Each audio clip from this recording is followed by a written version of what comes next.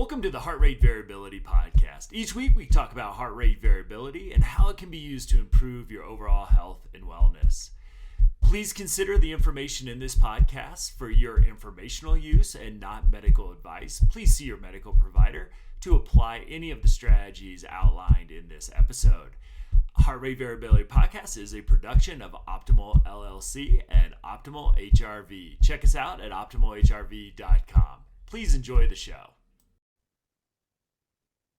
Welcome, friends, to the Heart Rate Variability Podcast. I'm really excited for our guest today, Dr. Donald Moss. I have, since Ina helped connect us, have been diving down the vast rabbit hole of the pathways model and a lot of your other work. And I'm just so excited to get you on the podcast and have a conversation with you about really pathways and just the amazing work you have done over your career. So Dr. Moss, if you'd just like to introduce yourself to our audience and a little bit about your work.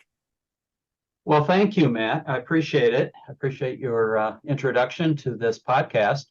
I am Don Moss. I'm the Dean of the College of Integrative Medicine and Health Sciences at Saybrook University in Pasadena.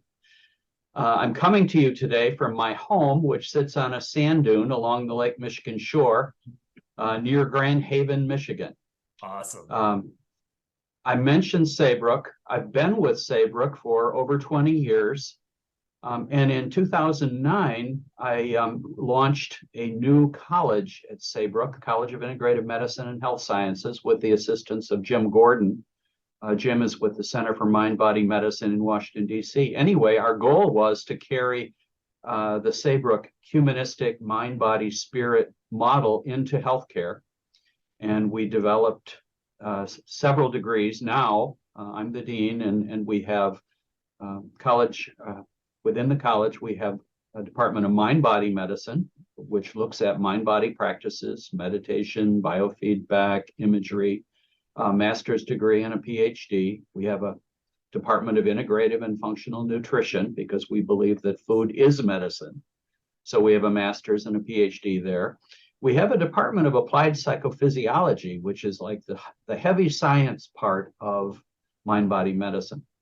And that program, too, has a master's and a PhD. And then most recently, we started an integrative program in social work at the doctoral level. So I've been teaching chronic illness to social work students using the pathways model, which brings you back to Matt's introduction, pathways model. Yes. Okay, now, where do we begin? In our conversation this morning, Matt, you talked about heart rate variability, and I know that's a big part of your own research and your own books. Well, I became interested in heart rate variability quite a while ago. People in the field of medical research and people in the field of psychophysiology have known that there were some important connections between what happens with heart rate and what happens in the brain. Yeah. Way back in the 1960s, John and Beatrice Lacey published heavy-duty, nerdy articles on a two-way pathway between the heart and the brain, and they talked about the heart having its own nervous system center with the heart. And then in the 70s and 80s, we started seeing all sorts of practical implications of this coming out in medical research. In 1978, a team of researchers in Australia studied heart attack victims in hospital and found out that those who had higher heart rate variability, they gave it a number of terms, sinus rhythms, respiratory sinus rhythms, because the heart rate follows the breathing. Yeah. But those who had more variability tended to live longer. They had less recurrence of heart attacks and less severe heart attacks.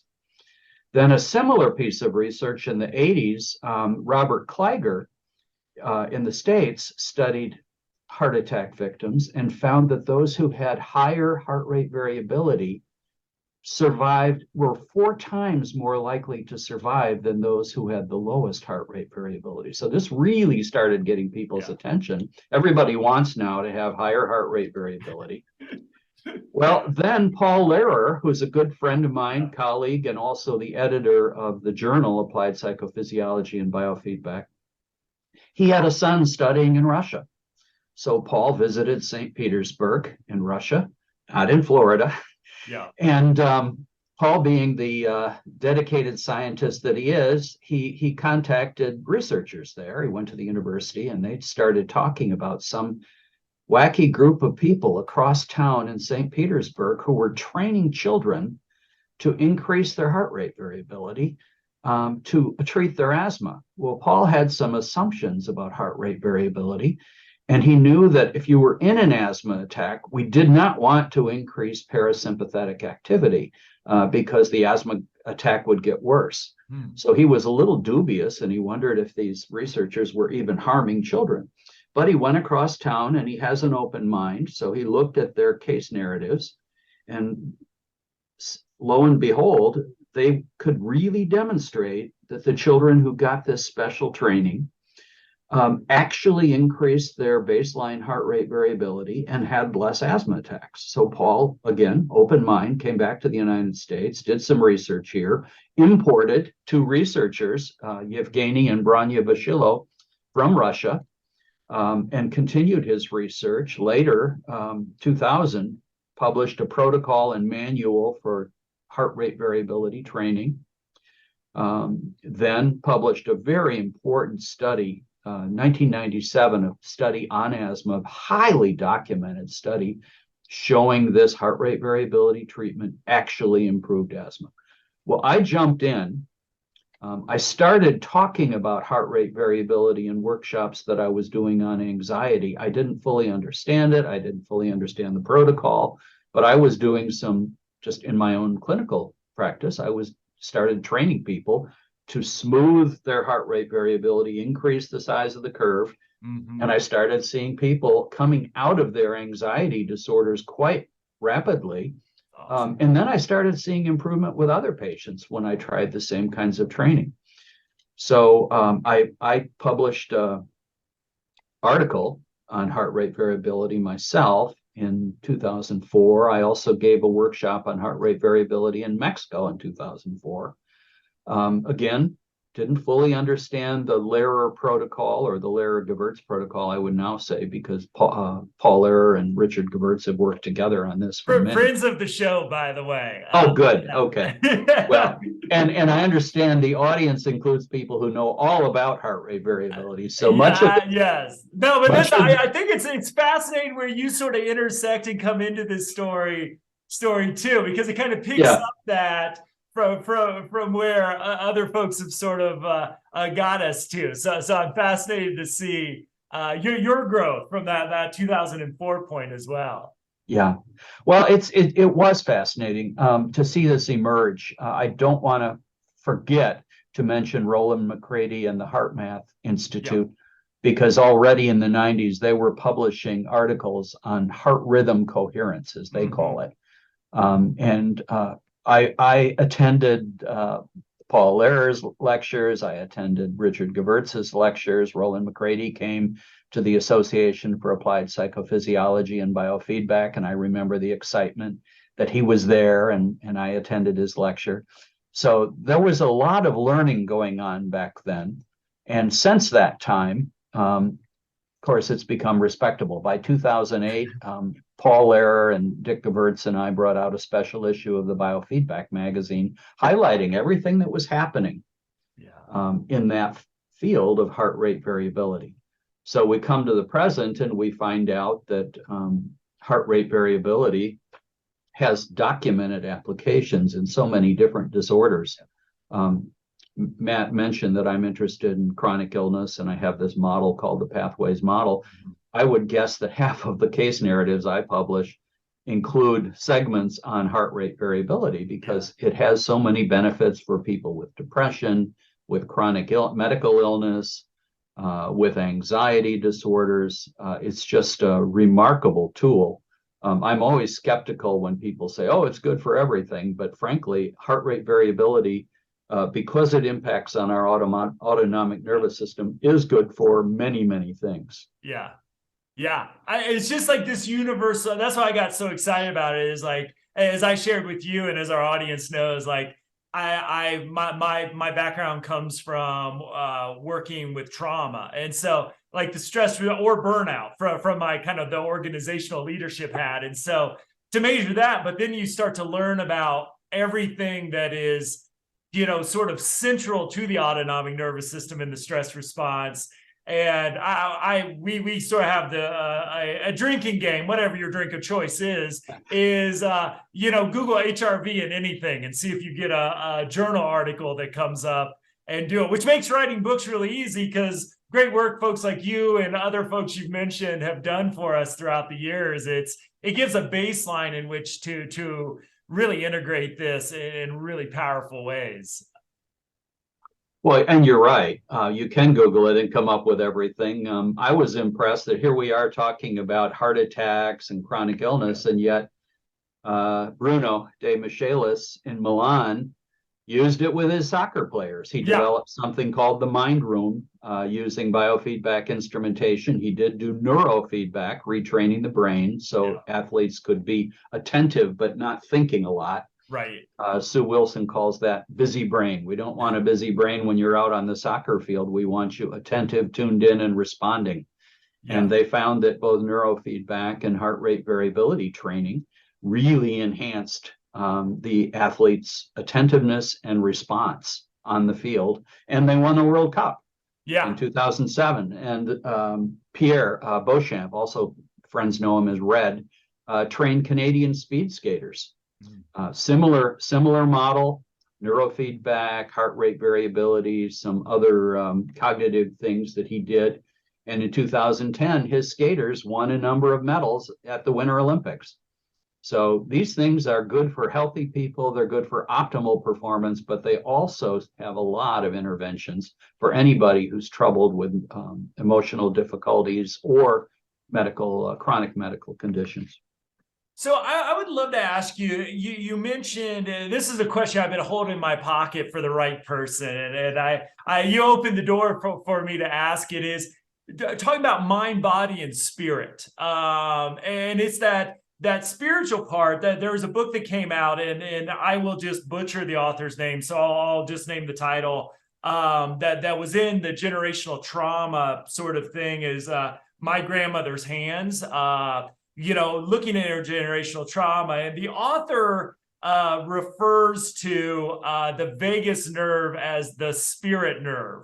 Now, I struggle a little bit trying to keep a scientific foundation. I don't know if I have enough evidence to really use that language, but it's so beautiful. It is beautiful. Yeah, so I would love for you to talk. I know I'm opening up a can of worms, but I really have to do it. Is like this intersection of mind, body, and spirit, and heart rate variability, vagal nerve activity. Like, where's this intersect for you? Where does this come together? Because I find HRV kind of brings the mind and body together. I think it's always been together, but Descartes kind of separated it for us for several hundred years, and just kind of where mind, body, and spirit and where HRV, autonomic nervous system health, kind of works its way in there.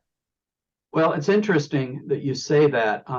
I mentioned John and Beatrice Lacey way back in the 60s, and they showed that when you look at cardiac function, things happen in the cardiovascular system. It impacts on the cortex, on the brain. Well, we know a whole lot more about that today, including subcortical effects. I'm working on a book with Patrick Steffen at Brigham Young University, who, by the way, would be a good candidate for this podcast. Great.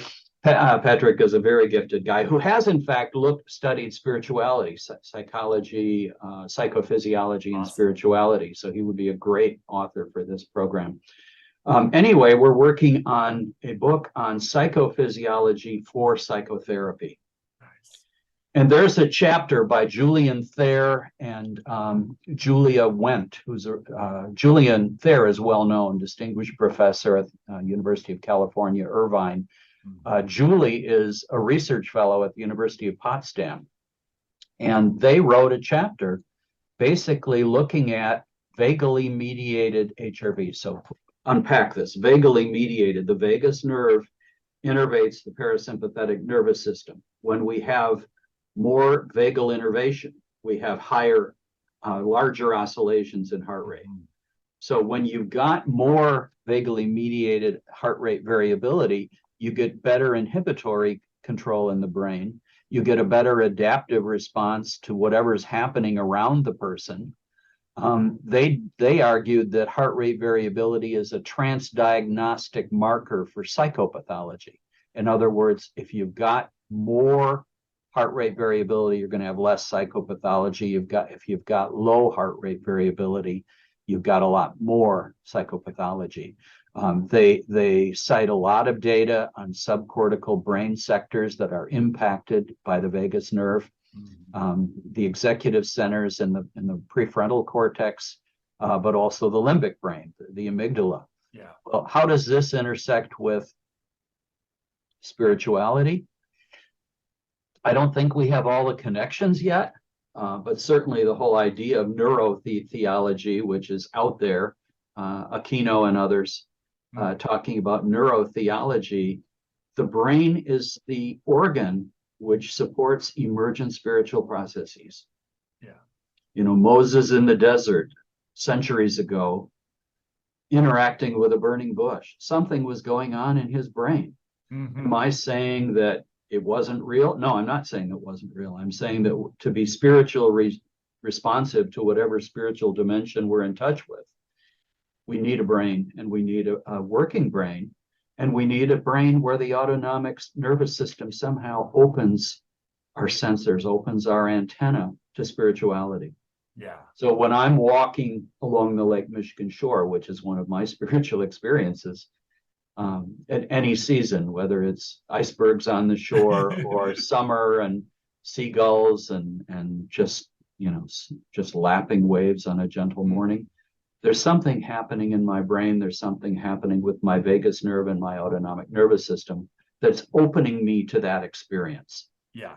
So that's the best answer I can give. You might get the neurotheology people on here, and they'll tell you more. They'll tell you more detail about what's happening in the brain. Yeah, well, I just love that you bring that spiritual. So I think it's something that, well, I know because I'm old enough to know things nowadays. Like we struggle to talk about. I think in mainstream healthcare, I even think in the mental health arena, it's social services it's such a big player when I work with folks like who've experienced chronic homelessness and addiction, and they're sort of on the other side of that journey. I always, if I can do it in a safe way, ask them, hey, what was the kind of moments that helped you kind of change your story and change the course of your life? And, I would say 80% of the responses include some spiritual reconnection or discovery, a part of that. And it's like, well, if this is a variable in all these people's story, how do we help? How do we handle this? How do we work forward? And that mind, body, spirit connection, and I like almost like the with the window of tolerance, maybe like the parasympathetic ventral vagal activation opens the window for that. I think it's just a way to bring this thinking into what we know about the mind body connection now, bringing that variable. And I just think it's so exciting that we may be able to talk about this in a more scientific way. And we can. And I had an interesting experience with this 20 years ago, actually more than 20 years ago. I was president of the National Biofeedback Association, Association for Applied Psychophysiology and Biofeedback. And I was looking for, what am I going to do? What is going to be the meeting theme for my annual meeting this year? And I chose the circle of the soul, the connection between spirituality and health. as my meeting theme. Now, ironically, the meeting site was already chosen, and it was Las Vegas. So I'm bringing the soul to Las Vegas. Well, not necessarily the spiritual end of the desert. I know it.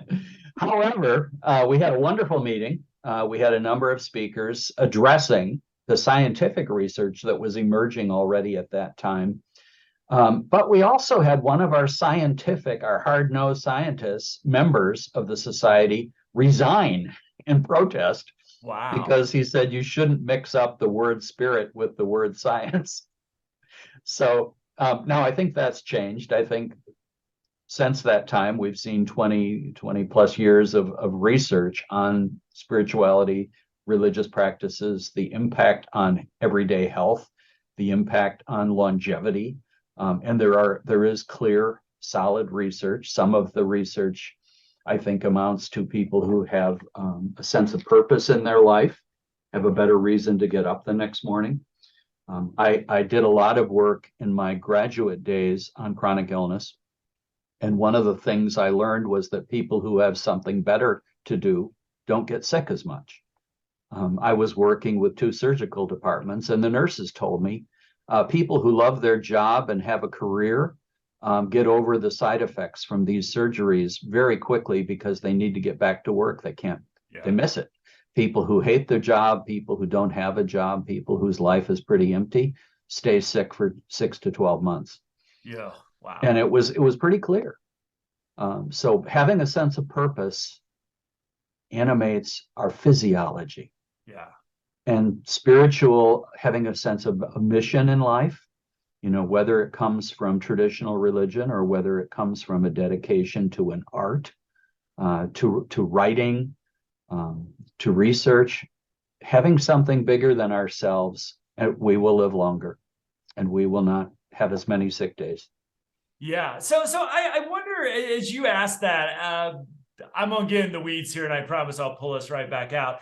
But I wonder, like, when you think about all the research you've done and thinking you've done and writing you've done on sort of this, integration. I would say that if I were to sum up all your work that I've been exposed to, like integration seems to be the word that just pops to mind. An integrative approach is what I see pathways looking at bringing in these different practices and sort of, kind of a stage-based or a phase-based kind of process with folks.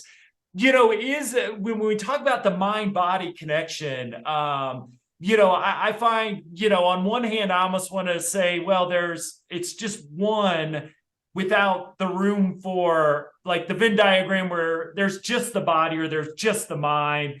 I'm also like Daniel Siegel has been a huge teacher of mine over the years too. So his theory, like the mind being something sort of greater than the bag of nerves and muscles and stuff in the body because of the social connection with other people and how that hits us. So I just like with all your kind of thinking around this, where do you come across? Could you talk to the neuroscientists, the hardcore, and you say the mind, and they say you better be talking about the brain because that's all there is. Then you've got other people, and I think spirituality takes us here a little bit too, is something beyond us, a connection to a higher power, or as Daniel Siegel wants to bring in, the energy and information that flows not only internally, but between people as well. And I'd love to just get your thinking on, is the mind greater? Where's that kind of inform your thinking?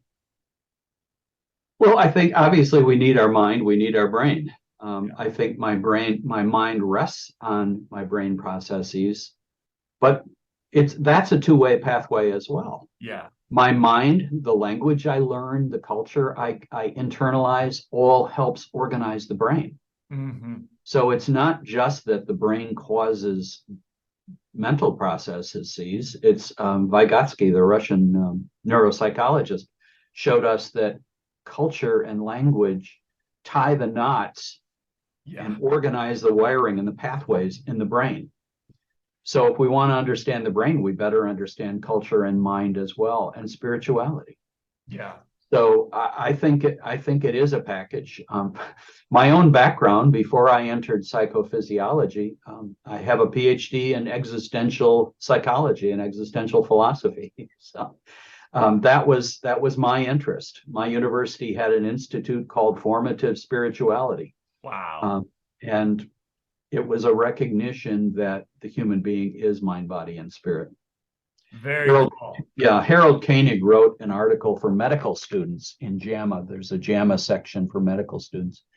And he wrote an article, and I think about 2000, he said, the human being is mind, body, and spirit. If we neglect any one portion of this totality, the person will suffer. And I've seen it because in my clinical work, I had people for whom the spiritual alone was what moved them forward and through their chronic illness. Yeah. Such power. Sometimes, and it could also be the social. I mean, Yeah. I remember one elderly person who attended a pain management program I was running, and she attended twice and disappeared. And I thought, oh, that's too bad. We just didn't connect with her. And then I started getting Christmas cards from her, thanking me for the change in her life. Well, it turned out we talked about social supports the second day she attended, and she went home and called a sister she hadn't been in touch with, and they connected. Yeah. And then she didn't hurt as much, and she started getting active again. She and the sister started doing things, and they started connecting with cousins they hadn't seen. That social connection, something beyond my body, rewove everything that was happening in her body. Absolutely. So are we just what's inside the physiology, the brain? No, that's too narrow a view. Yeah. Well, that's the second part of the answer that I, with folks in that really kind of have been through a dark place in their life, it's also a connection to an outreach worker, a counselor, a therapist, a social worker, along with that reconnection or connection to spirit or faith. So it's like you nailed both sides of that answer. It's like there's that social connection. Yeah, I click with somebody. I establish, especially for folks who have been through a lot of trauma, that initial person that's able to kind of break through attachment stuff and being treated poorly and stigma and racism and all this stuff that a lot of people have been exposed to, that individual, and then that faith component as well. And those two variables just seem to be so powerful for folks, again, that have been in some of the worst situations you could imagine. So I love that answer.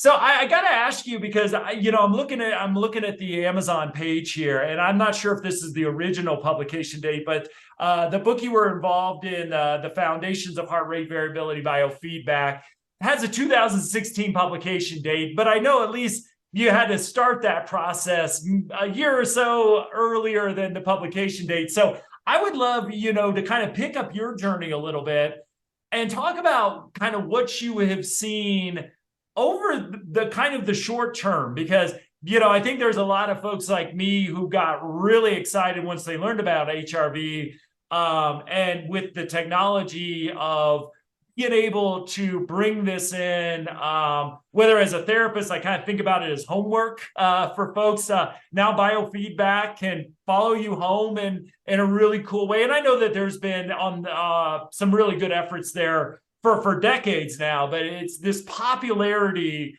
of something, that some of the heroes like yourself and the founders like yourself who really got us to kind of the 2015 area, then seeing with all these different apps and working with this. I just kind of wonder what it's like for the world to come to where you are at, knowing that you had a good, one of the people that helped get this out into consciousness at the same time.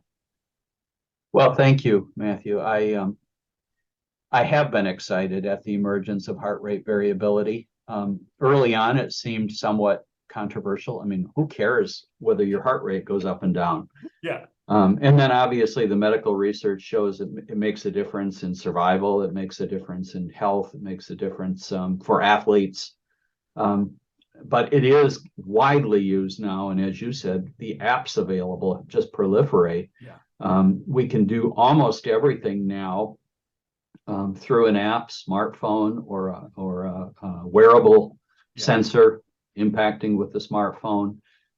I was just offered a demo of a new wearable system this week, and it's just remarkable. When I started, I had a very wedded to the office technology. I had a good multimodal biofeedback system. But if I wanted somebody to practice something at home, they had to use their parents' laptop computer to use the breathing pacer that I was using at that time, the Easy Air Plus from the Biofeedback Federation of Europe. I still use that. But today, with the number of breath apps, the number of HRV apps, it's just remarkable. Yeah. And you're associated with that development, with the possibility of doing a resonance frequency assessment with simple technology that doesn't cost $10,000. Right. So, under 50. We got it under 50, even if it's a penny under 50.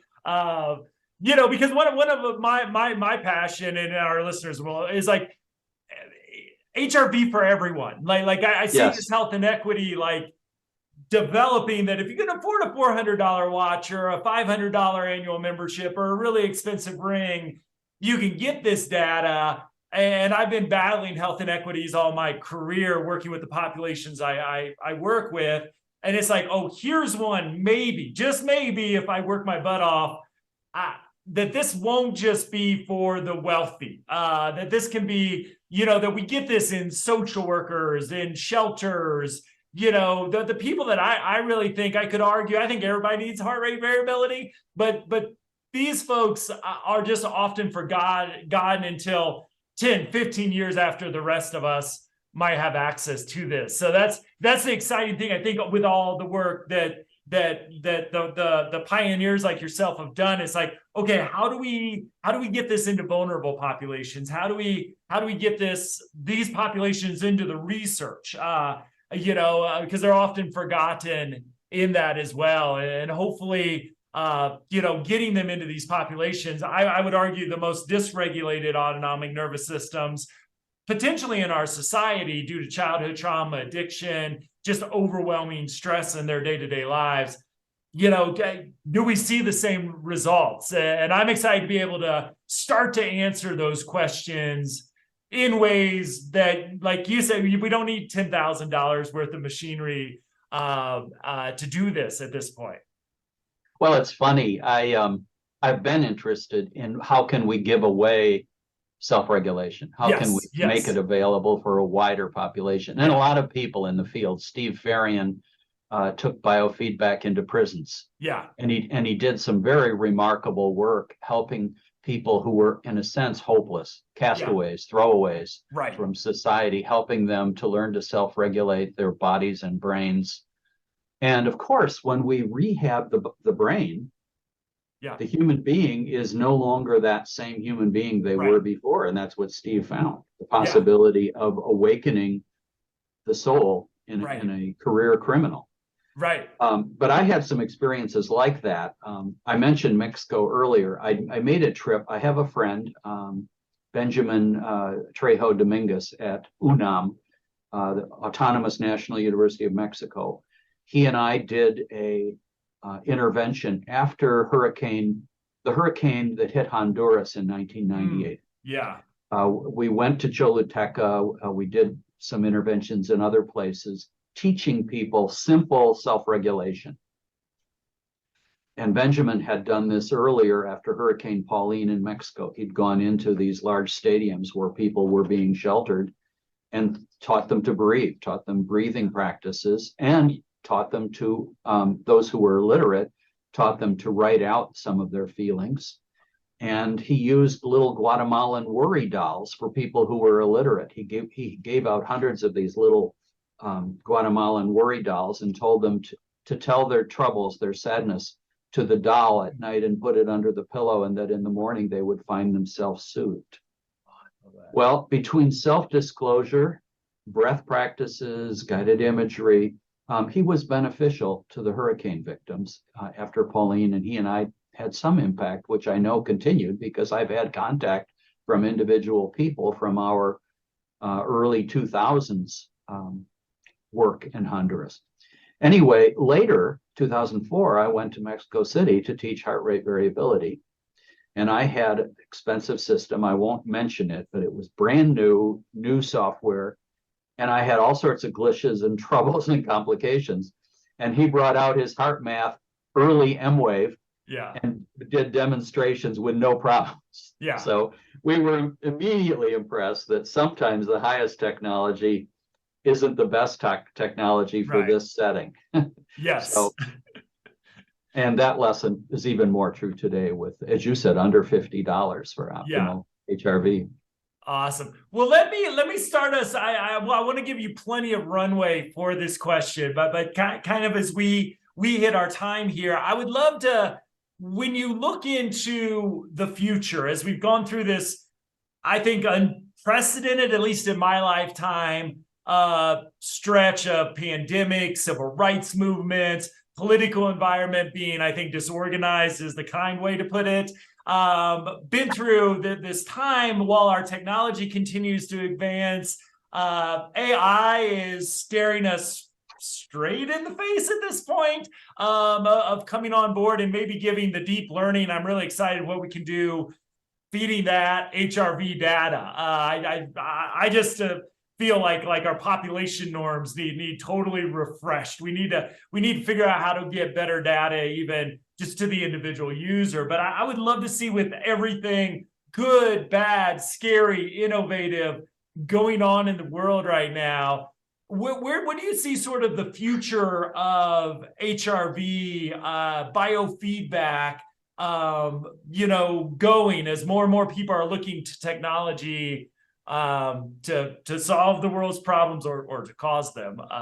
Love to get your eye on what do you see the next maybe 5-10 years looking at as our technology gets better and better? I would like to see some healing of the world, and I think we can make some contributions. Now, of course, I want to see the high end continue to develop, whether it's neurofeedback, heart rate variability, other forms of physiological self-regulation, not even yet imagined. I mean, the emerging work with fMRI training to change one's fMRI, reaching discrete sectors of brain systems. But I also want to see reaching disadvantaged communities. When we developed our integrative and functional nutrition program at Saybrook University, the first cohort of students came through and said, this stuff is too good. We can't just give it to the affluent. Well, and that's partly what was happening at that time with functional nutrition, functional medicine.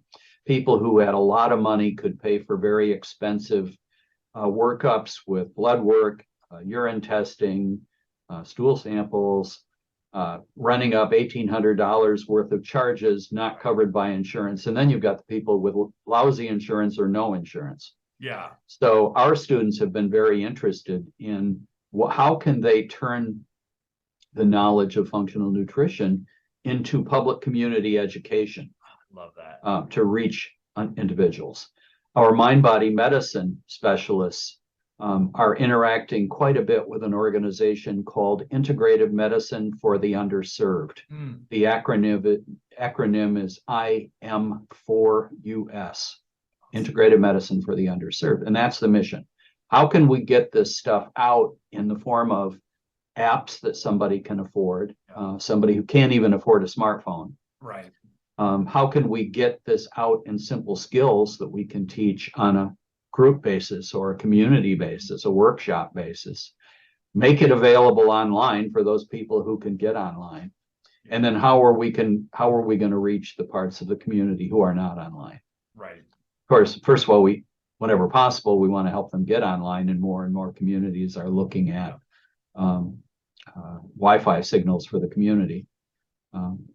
But still, those are the challenges. So when I think about the future, I think about how are we going to take this into the average kitchen for the average family. Yeah. And I have to go back somewhat to the vision that Roland McCready and the HeartMath Institute had. Their early research was saying this should be in every classroom. Yeah. Whether we get instrumentation into every classroom doesn't matter, but we need affective education. We need self-regulation skills. And that runs into all sorts of obstacles with people feeling like we're interfering with their child's values by teaching them things like breath, paced breathing. It looks too much like mysticism to some people, and they block it from the classroom. But I think it's sad that we have generations of children who are no longer getting traditional religious education because their church-going rates keep declining. Yeah. But we're not giving them anything new to replace that. How are we going to teach them to cope with life, to understand their emotions, to manage their emotions, to manage the impact of stress in their bodies? Right. So McCready and his group did research showing that we can, with relatively inexpensive interventions, impact on a classroom, a whole classroom of children. So those are some of the things we need to do. And I mentioned Steve Farian in the prisons. We need a whole lot more of that. Yeah. Because there are way too many. We actually have more people incarcerated than almost any country in the world, which is such a shame. Right. It's a wastebasket for humanity. Right. Throwing away people with potential gifts. Yeah. And then the communities that get just robbed of their human capital, for lack of a better word, and families that get robbed of that too. Absolutely. And I think, with the education piece, I mean, it's such a passion of mine, having run a school at some point in my past, and my wife is a second grade teacher as well. And like, just the level of,